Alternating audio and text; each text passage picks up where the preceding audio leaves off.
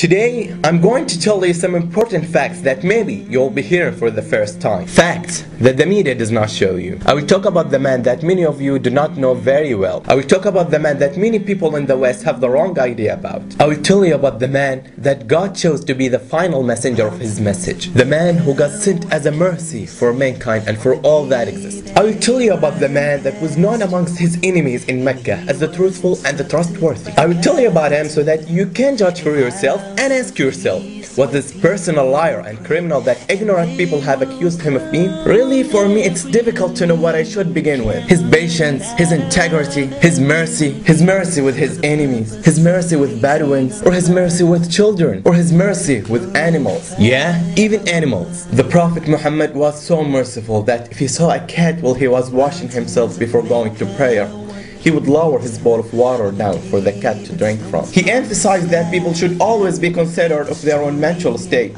He said, do not stare at a leper, because that would remind him of his affliction and hurt him further. There was once a Bedouin that came to the Prophet Muhammad, wanted to catch up with him. And when he got close to the Prophet Muhammad, he pulled him aggressively by his dress in such a way that the dress rubbed hard against his neck, leaving a mark. So what exactly did this Bedouin want? He said to the Prophet, "Oh Muhammad, give me some of the wealth that Allah has given you." What? Is this a good way to ask someone for money? What would you do if someone asked you to give the money in this way? If the Prophet Muhammad was an angry man and criminal as is accused by ignorant people, how would he have treated this man? If he wasn't an angry man and criminal, he would destroy this man immediately, or at least would tell him, get lost. He did not say arrogantly, "You don't know who I am. I am the messenger of Allah. Get out." But because of his mercy, the Prophet turned around, smiled, and he ordered that the man be given something. This was the manner of the Prophet Muhammad, peace be upon him. His servant Anas, may Allah pleased with him, said, "I served the messenger of Allah for 10 years. I never heard him complain about anything I did. Why did you do this or that? He never criticized me for anything at all. By Allah, he never even said to me off." And his wife Aisha, may Allah pleased with her, said, "The messenger of Allah never complained about food. If he liked it, he ate it. If he didn't like it, he simply left it. He did not say, 'Why don't you cook something?' He would not make problems and stress for his wife because of that. Rather than that, he would just say, 'In this case, I'm fasting.'" The Prophet was gentle in his speech, and he always spoke softly. He respected whomever he was talking with, even if this person was one of his enemies. When the Prophet began to call the people to Islam publicly, the unbelievers from his tribe were outraged because they felt this new religion insulted their ancestors and the idols they worshipped. And because they were scared of the message he brought, they decided they would approach him and offer him some things to stop his message. And they sent one of their elders called Utbah to converse with the Prophet Muhammad. Utbah got up and went to the Prophet Muhammad, and he found him sitting tranquilly. Then he came up to the Prophet Muhammad and said, "Oh Muhammad, who is better, you or Abdullah?" Abdullah was the father of the Prophet Muhammad, and he was not Muslim. The Prophet Muhammad remained silent in respect for his father. Then Utbah said, "Who is better, you or Abdul Muttalib?" Abdul Muttalib was the grandfather of the Prophet Muhammad, and he was not Muslim. The Prophet Muhammad remained silent in respect for his grandfather. Utbah started to become angry and said, "If you think that they are better than you, then they worship the gods you have insulted.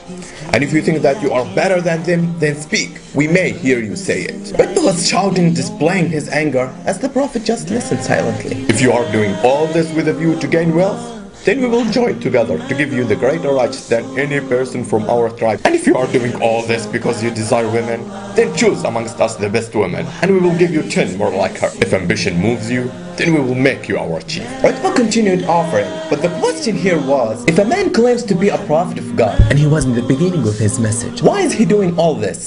What goal he is trying to achieve? If he was a liar and not the messenger of God, why would he refuse all that?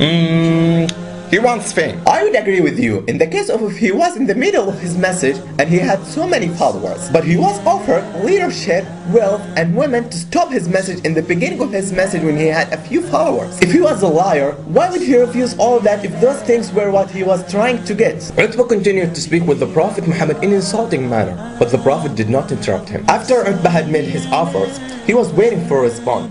Then the Prophet asked him, Have you finished, O Abu Walid? His name Utbah, but the Prophet called Utbah by the name that most beloved to Utbah, which is Abu Walid, despite him disrespect the Prophet Muhammad. Utbah was not surprised at the manner of the Prophet Muhammad, and he simply replied, Yeah. The Prophet then recited verses from Quran.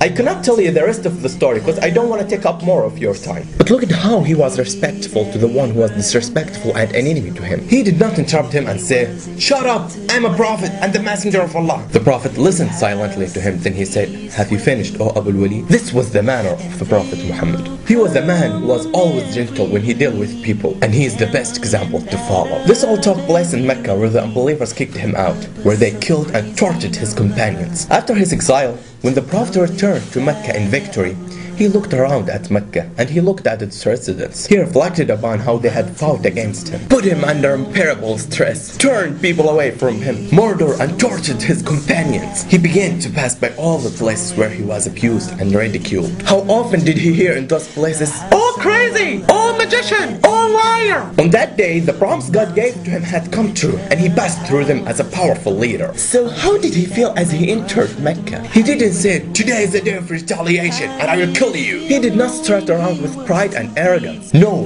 instead, he bowed his head in humility and reverence to his Lord upon witnessing the victory that Allah has blessed him with. He had the chance for revenge, but he did not take it out because of his mercy. This was the manner of the Prophet Muhammad.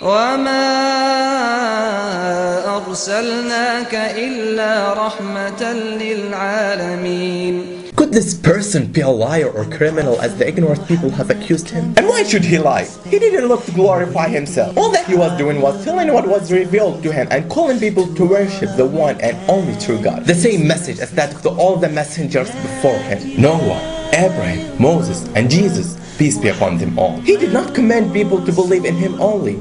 He commanded us to believe in all the messengers and prophets, and to deny one of them is to deny the religion of Islam.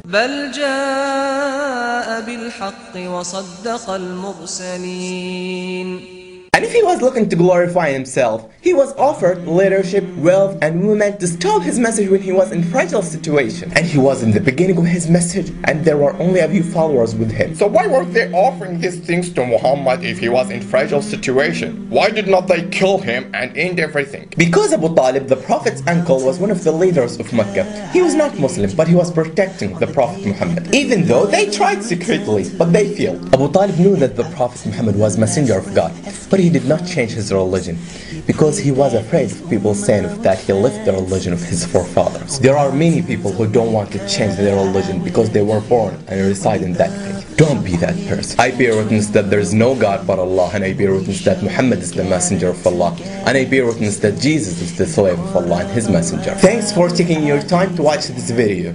Oh, how we pray that on that day we'll be with those to whom Allah will say, Peace be with you, I am pleased with you. Oh, mountains of